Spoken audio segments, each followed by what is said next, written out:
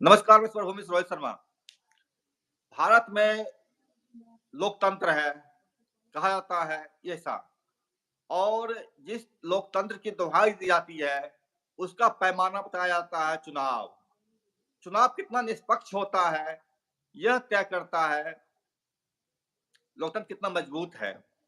लेकिन विगत 10 सालों से बल्कि यूँ कहें कि चुनाव की प्रक्रिया शुरू होने के बाद से सने-सने जिस तरह से चलती रही है, बूथ का लूट होना या पैसा देकर के वोट हासिल करना, वो तमाम प्रक्रियाएँ थी। लेकिन टीएन शेषन आने के बाद जो चीज़ें बदली है चुनाव के मामले में, वो अपने आप में एक अद्भुत प्रयोग था टीएन शेषन का। लेकिन भाजपा के आने के बाद जो नया बदलाव आया है, वो ये आया है कि अब चुनाव आयोग ये जवाबदेही होती है कि वह भाजपा की सरकार बनावे। अब भाजपा को इस बात की चिंता नहीं होती है कि जनता उसको वोट दे रही है या नहीं दे रही है। चुनाव आयोग का जवाबदेही होता है कि जनता का वोट ट्रांसफर करके भाजपा को कैसे जिताया जाए, इस काम के लिए चुनाव आयोग तत्पर है। चुनाव आयोग राहुल गांधी बोल रहे हैं मॉडिफाइड तरीके से और वो यह बोल रहे हैं कि सभी एक हो जाओ वरना सभी खत्म हो जाओगे। खैर, जो भी है, चुनाव की विश्वसनीयता कितनी बची है और चुनाव आयोग किस तरह से काम कर रहा है भारत में, इस पर थोड़ा हम बात करेंगे अपने पैनल के साथी सुब्रतो चटर्जी जी से। सुब्रतो जी को आप जानते हैं और ये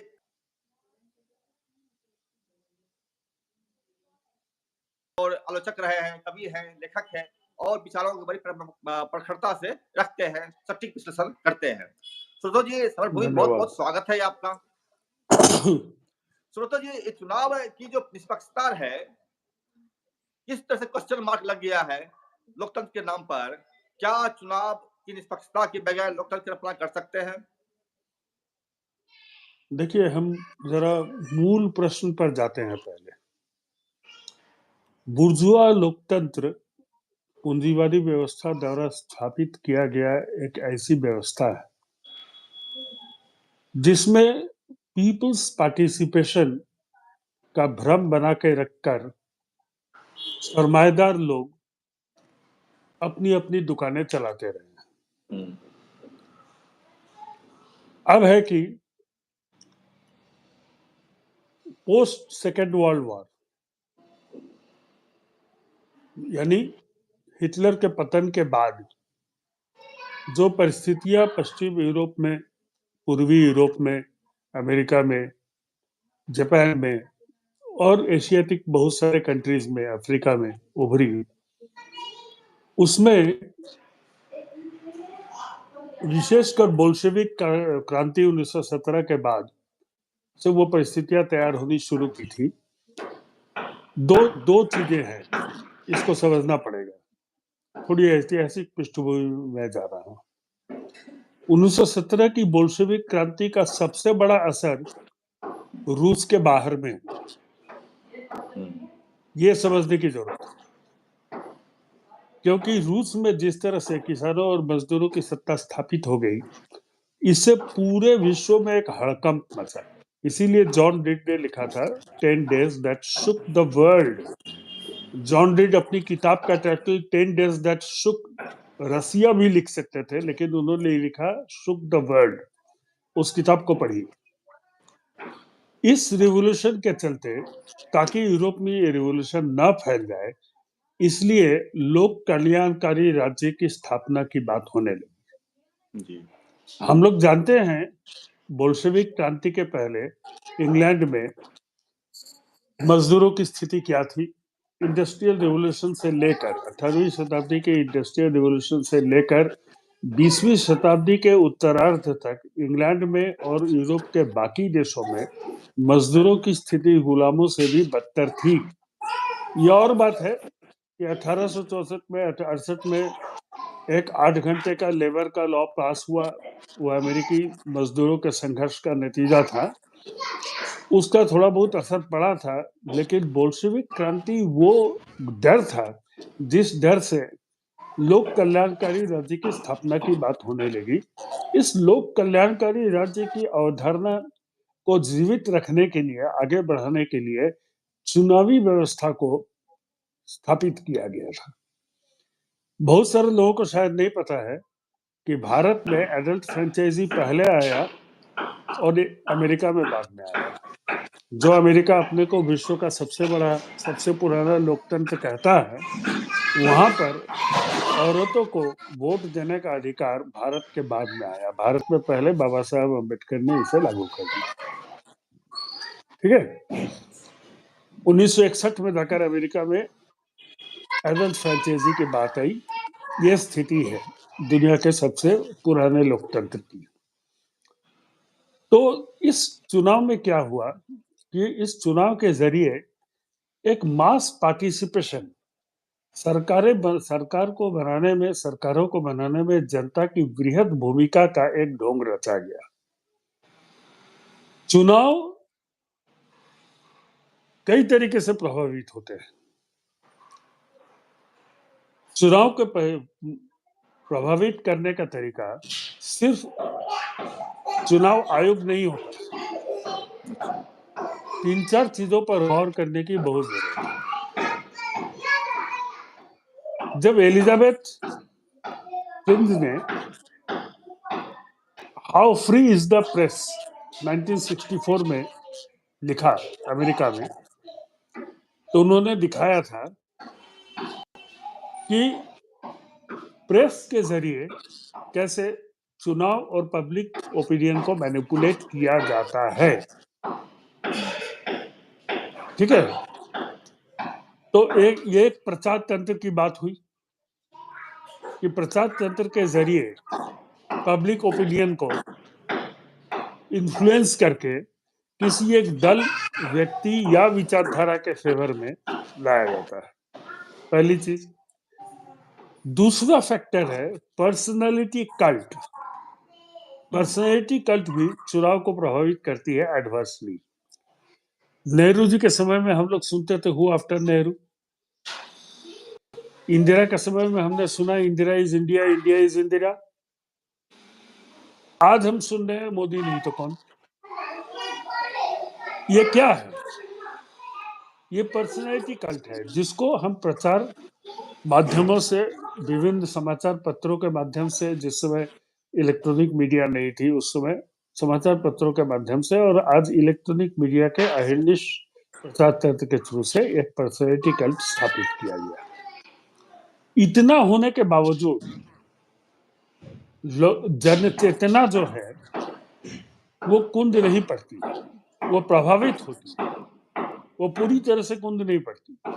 क्योंकि लोग जो अपने दैनंदिन जीवन में जिस भूखमरी, गरीबी, बेरोजगारी, घटती आय का सामना करते हैं, बढ़ती फीस, महंगी शिक्षा, महंगे स्कूल, महंगे स्वास्थ्य का सामना करते हो, उसका असर तो उस पर परमानेंट रहता है, वो प्रचार से तो मिटता नहीं है। जब ये बात आ गई तब वैश्विक पूंजीवाद के पास एक नया संकट उपस्थित हुआ।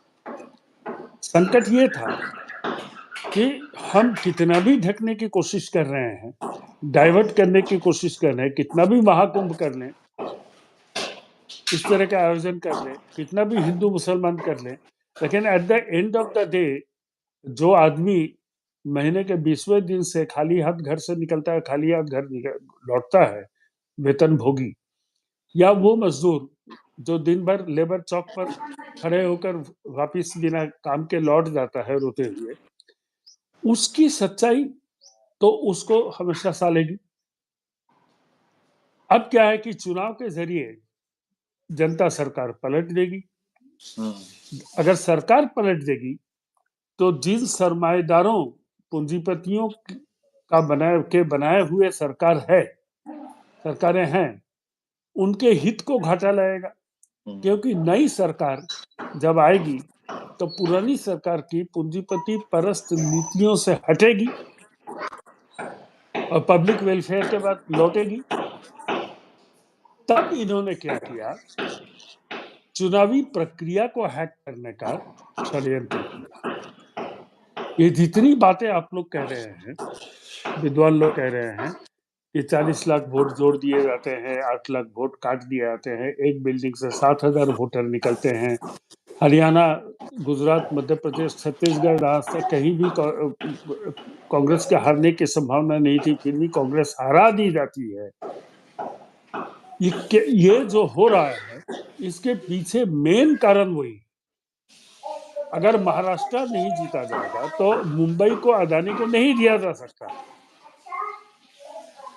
तो मुंबई को अदानी को देने के लिए महाराष्ट्र जीतना जरूरी है। तो अल्टीमेटली क्या हुआ, एक पूंजीपति के स्वार्थ के लिए हसदेव जंगल को अदानी को देने के लिए छत्तीसगढ़ जीतना जरूरी है। हर जगह चुनाव जीतने के लिए अदानी का स्वार्थ आके खड़ा हो जाता है। अच्छा, एक चीज बताइए किस सुब्रत जी, ये जो आपने शुरुआत ही किया था पूंजीवादी लोकतंत्र, तो पूंजीवादी लोकतंत्र में चुनाव का मतलब होता है कि जो धना सेठों हैं, अदानी अंबानी जैसे लोग या तो टाटा बिरला पहले हुआ करता था, उन लोगों के हितों की हिफाजत करना। तो जब इसके अल्टरनेट में क्या आता है उन जो कि लोगों जनता की बात करता है? नहीं, आपने समझा नहीं। उन लोगों की हितों की रक्षा करने के लिए जो सरकारें अवैध, गैर कानूनी, देशद्रोही, असंवैधानिक कदम उठाती हैं, उनको लेजिटिमेसी प्रदान करना। बात गहरी है। सरकार हर कदम पर जन विरोधी फैसले लेगी, पूंजीपति परस्त फैसले लेगी, देश विरोधी फैसले लेगी और उसको कानूनी जामा पहनाएगी, और उस कानूनी जामा पहनाने को वैधता प्रदान करने की दिशा में प्रयास है लोकतांत्रिक व्यवस्था में चुनाव। अब अच्छा, एक चुनी चीज हुई बताइए। सरकार अगर राष्ट्रीय सुरक्षा के ताक पर रखकर अदानी को कच्छ में पाकिस्तान बॉर्डर से 1 किलोमीटर के अंदर अपना सोलर एनर्जी संयंत्र स्थापित करने का परमिशन देती है, तो वो जो कानून में बदलाव होता है, वो कानून में बदलाव किसने किया? जनता के द्वारा चुनी हुई सरकार। आप इस सरकार में हमेशा सुनते होंगे, कल भी धनखड़ ने कहा कि कोर्ट को किसी एग्जीक्यूटिव हेड को, चुनाव आयोग के संपर्क में कहा, किसी एग्जीक्यूटिव हेड को नियुक्त करने का कोर्ट की कोई भूमिका नहीं होनी चाहिए। क्यों नहीं होनी चाहिए? कारण क्या है?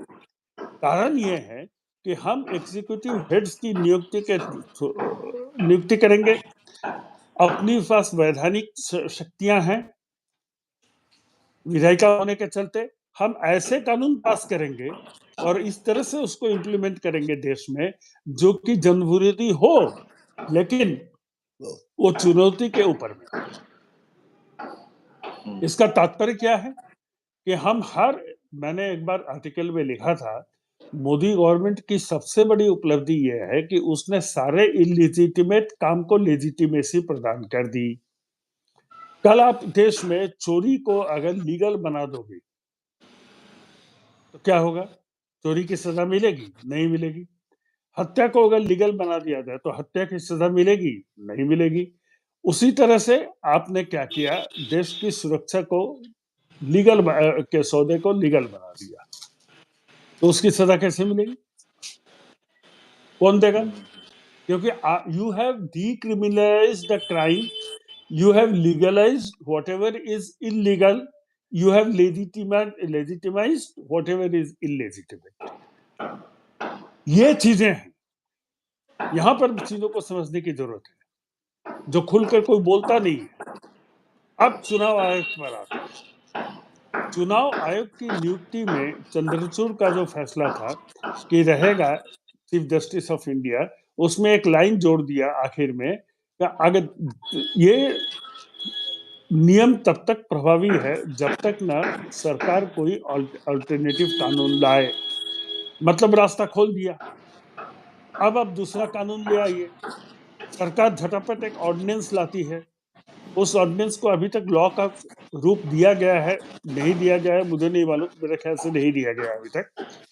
उस ऑर्डिनेंस को चैलेंज करने के लिए जब कोर्ट में लोग जाते हैं तो सुनने वाला कोई नहीं।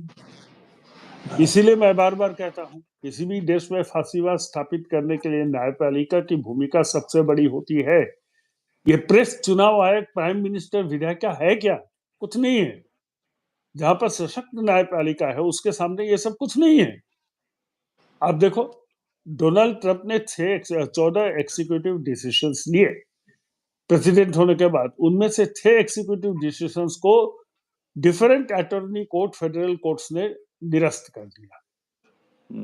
1868 के जन्म से अमेरिकी नागरिकता के कानून के विरुद्ध में जो उन्होंने किया, निरस्त कर दिया। इस तरह से 6 एग्जीक्यूटिव ऑर्डर। क्यों?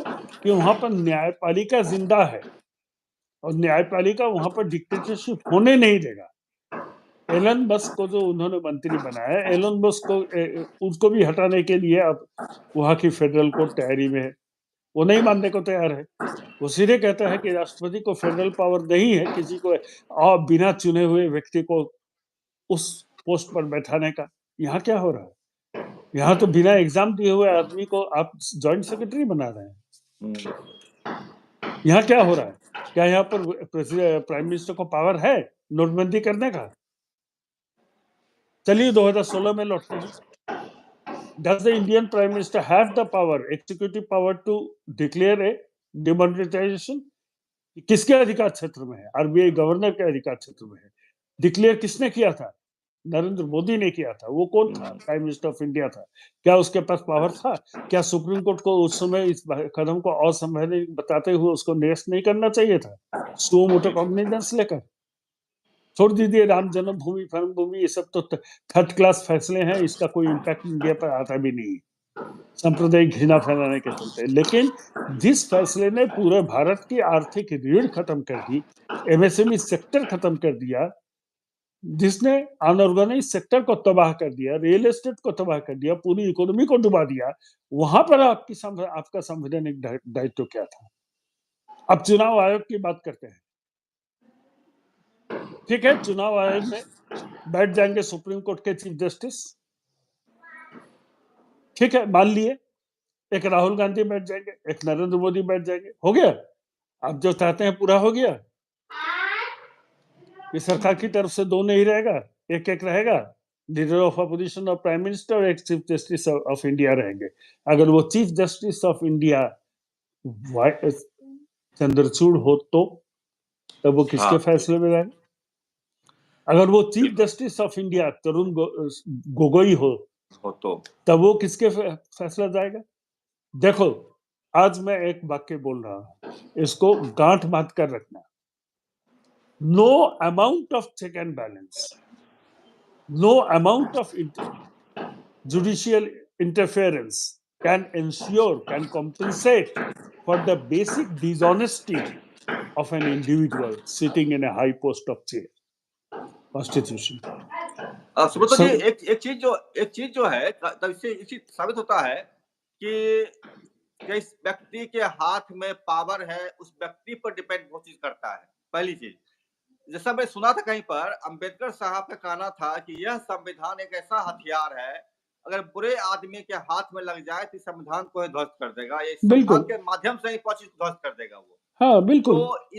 तो अभी जो मौजूदा हालात चल रहा है, जो चुनाव आयोग या जो चुनाव की स्थिति विश्वसनीयता खंडित हो चुकी है, जनता पर विश्वास खो चुका है, चाहे वो सुप्रीम कोर्ट हो वो भी विश्वसनीयता खो चुका है, या फिर आप चुनाव आयोग हो या तमाम संस्थाएं जो भी है, विश्वास जनता खो चुकी है। तो ऐसे में विकल्प क्या बचता है लोगों के पास? विकल्प देखो, विकल्प एक ही है। जनता कभी ना कभी तो आजीज आ जाएगी पूरी व्यवस्था से। मैं बार बार बोलता हूं कि मोदी भारत में क्रांति का सूत्रधार साबित होगा। क्यों होगा?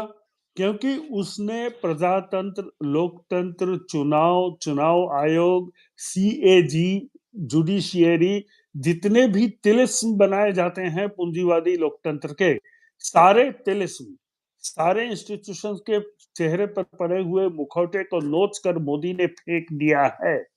जी।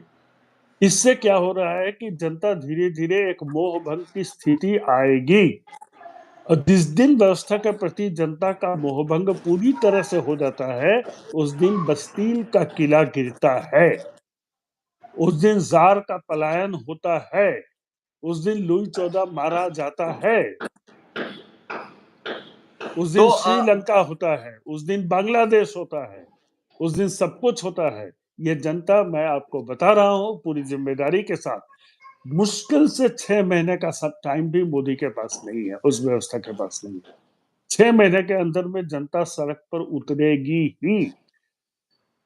और अमेरिका से विजिट करके लौटकर जो महंगाई और बेरोजगारी का बीज मोदी ने बो कर आया है कि हम रशिया से डबल दाम पर तेल लेंगे, उसके चलते जो महंगाई की मार पड़ने वाली है जी अप्रैल के बाद, उसका असर आप देखिएगा जनता में क्या जाएगा, उसका संवाद क्या जाएगा। मैं नहीं मानता कि भारत की जनता मरी हुई है, ऐसा नहीं है। 140 करोड़ में सारे मरे हुए ऐसा नहीं है। उसमें 2-4 करोड़ जो मरे हुए हैं वो लोग ज्यादा वोकल हैं, उनको उनकी बातें टीवी पर चलती है, उनकी बातें अखबारों में छपती है, तो हम मुर्दों को पढ़ते हैं, मुर्दों को सुनते हैं, मुर्दों के विचार को लेकर चलते हैं, लेकिन वो देश नहीं चलाते। देश अल्टीमेटली वो जनता चलाएगी जो जिंदा है, और वो सड़कों पर उतरेगी ही। और मोदी बाध्य करेगा इनको सड़कों पर उतरने के लिए। और वो क्यों बाध्य करेगा? क्योंकि वो अपने पूंजीपति मित्रों को बचाने की, व्यवस्था को बचाने के लिए वो सब कुछ कर रहा है। लेकिन वही जो उपाय वो कर रहा है, वही अल्टीमेटली भारत को बांग्लादेश, श्रीलंका की राह पर लेकर चला जाएगा, फ्रांस की राह पर लेकर चला जाएगा। आप इसे नहीं रोक सकते, अब नहीं रोक सकते, ये समय आ गया। सुब्रत जी, एक चीज हम बोल रहे थे इस मामले पर, ये बहुत ही महत्वपूर्ण चीज कहा आपने कि जो तरह से नरेंद्र मोदी ने देश की अस्मिता को, सार्वभौमिकता को गिरवी रखा है। संप्रभुता का सौदा किया है। अस्मिता फस्मिता की बात नहीं है, संप्रभुता। देश की अस्मिता, देश का संविधान और उसकी संप्रभुता ही होती है। तो तो ऐसे में क्या मतलब है, चारों जो 50 साल पहले बोले थे, नारा दिए थे, चुनाव का बहिष्कार करो, जनता को सड़कों पर आमंत्रित किए थे, तो क्या अब उसी का एक बात, वही बात दूसरा में कोई बचता है रास्ता जनता नहीं है। को देखो, चुनाव चारू बहिष्कार? मजुमदार जो कहा था उन्होंने 1969 में कहा था, ठीक है। एक बात याद रखना, अंग्रेज बोल कर गए थे, what Bengal sees today India sees tomorrow. जो बंगाल आज देखता है ना, वो हिंदुस्तान कल देखता है। क्यों बोल के गया था? क्योंकि बंगालीज आर विजनरी। सुब्रत जी, बंगाल अभी की तो हम मिट्टी में ही इसको ये है। समाप्त वो करेंगे, चारू थोड़ा मजुमदार सा नक्सल समय थे, का इसलिए अभाव है। बोले थे। हम इस पर थोड़ा सा फिर बात करेंगे अपने नेक्स्ट एपिसोड में। हम इस पर बात करेंगे कि भारत में किस तरह से चीजें चल रही है और इसकी अल्टरनेट क्या व्यवस्था हो सकती है, इसको बात करेंगे हम अगले एपिसोड में बात करेंगे। फिलहाल हम विदा लेते हैं आपसे, और इस चीजों को कंक्लूड करते हुए हम ये जरूर कहेंगे कि चीजें जिस तरह चल रही है उसी तरह से चलेगी नहीं, चलना भी नहीं चाहिए। चुनाव का मामला हो या फिर न्यायपालिका का मामला हो, तमाम चीजों को मोदी ने एक्सपोज करके रख दिया। जी, बहुत बहुत शुक्रिया आप, और धन्यवाद आपको, हम और हमारे धन्यवाद, श्रोताओं की धन्यवाद तरफ से भी सर। आपको बहुत बहुत